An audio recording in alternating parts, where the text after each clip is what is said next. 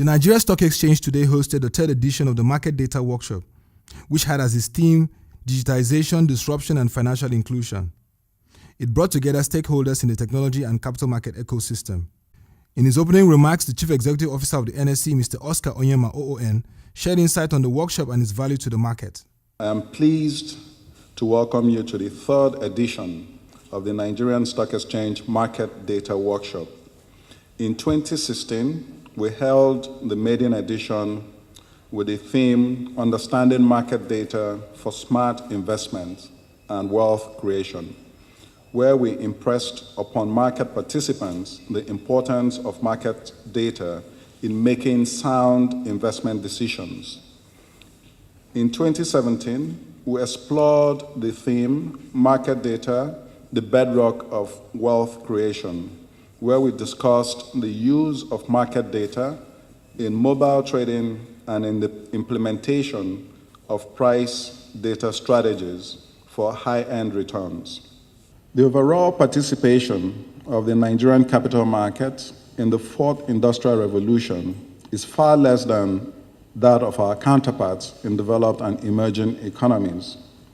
To ensure that Nigeria remains a globally competitive investment destination, we need to deepen the collaborative efforts among market stakeholders to determine which emerging technologies to pursue within our markets and local contexts.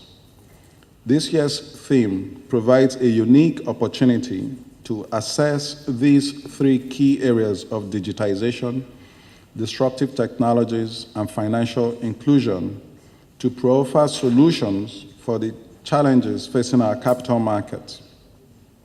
It is our hope that this workshop will catalyze the critical thinking and collaborations that are required to boost the development of innovation, data-driven solutions, as well as their uptake by the investing populace. Acting Director General of the Security and Exchange Commission, Mary Uduk, in her remarks, shared that the regulatory body remained committed to driving financial inclusion in the country. SEC, together with the CBN and other sister regulatory agencies, have made important contributions to the progress of financial inclusion through valuable guidance and active involvement in the national financial strategy aimed at reducing adult exclusion from financial services to 20% by 2020. Thanks to these collaborative efforts and also to strong national commitments, financial inclusion is advancing in Nigeria. Between 2012, when the NFS was launched, and now, various initiatives and sensitization programs have been and are being implemented. According to the World Bank's Global Financial Inclusion Global Findex, about 2 billion individuals and 200 million businesses remain excluded from the financial system, more than 40% of the world's adults. Most of these people live primarily in developing countries and in rural areas. Women remain underrepresented in the financial system with a 9% gender gap in developing countries.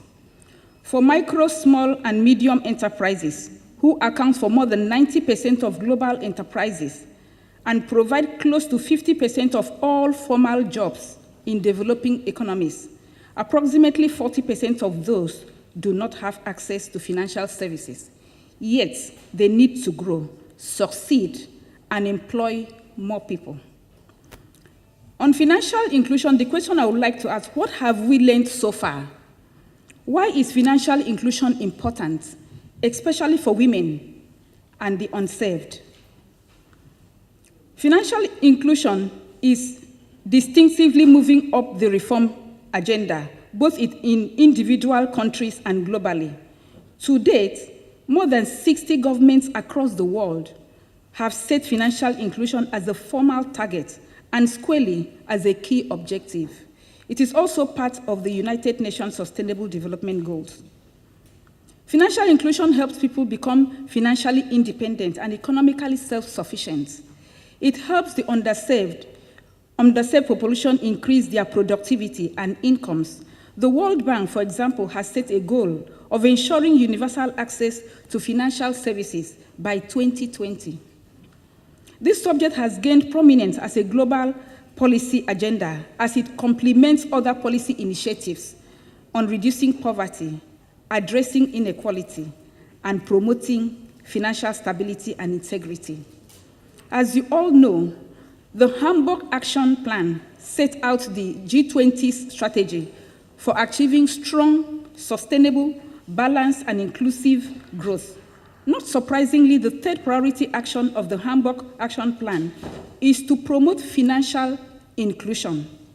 This buttresses the critical role financial inclusion plays in global development. A financially included society will provide increased access to finance, which is what is giving a lot of headache right now, especially for women, help support sustainable growth, and will create millions more jobs, which is the bane of our society today.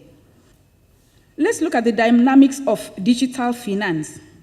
A McKinsey report identified digital finance as financial services delivered via mobile phones, the internet, or cards.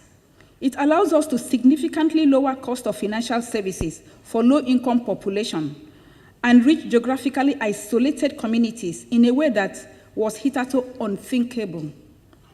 The goal of financial services made available via digital platforms is to contribute to poverty reduction and to contribute to the financial inclusion objectives of developing economies.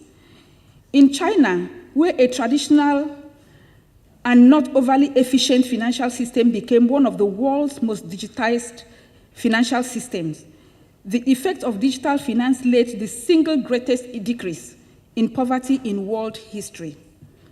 These developments are part of a global phenomenon known as financial technology, or fintech as we largely know it here, which is the interaction between finance and technology.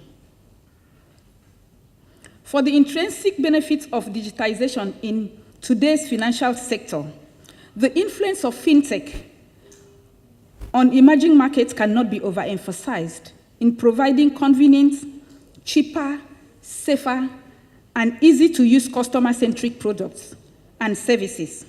Because of the social impact that can be generated through financial technology in terms of ensuring access to financial services and products for the unbanked, unsaved, that is democratizing finance, fintech can become the engine that enables access to those in need of financial services. Giving his goodwill message at the event, the Senior Special Assistant to the President on ICT, Mr. Lanre Oshibona, informed stakeholders that the federal government remained focused on leveraging digitization for an inclusive economy. It is important to state here now that while some traditional jobs will be at risk, immense opportunities exist for newly highly skilled jobs, especially for a country with high percentage young populace as Nigeria.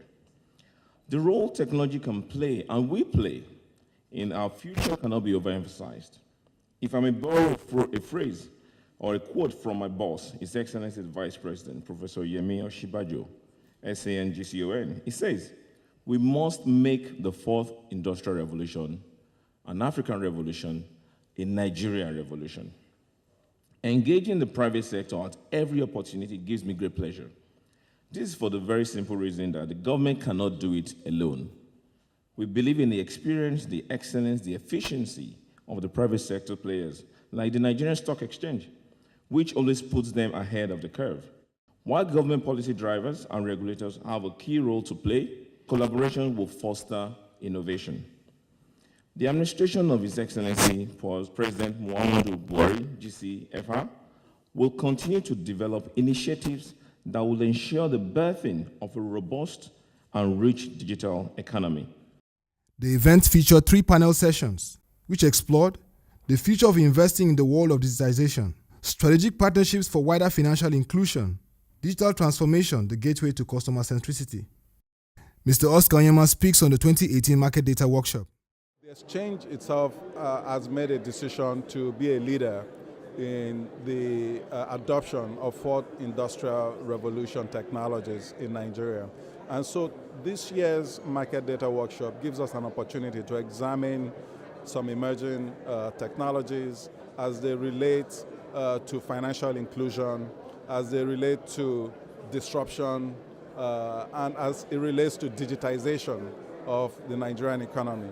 We're very pleased with the turnout and the quality of the dialogue, and also some of the potential use cases that are emerging. I think so many good things are going to come out of today's discussions, including catalyzing ideas for a lot of the private sector people in the room to create new business models, to create new products that could be potentially destructive, but more importantly, have a social impact that is positive.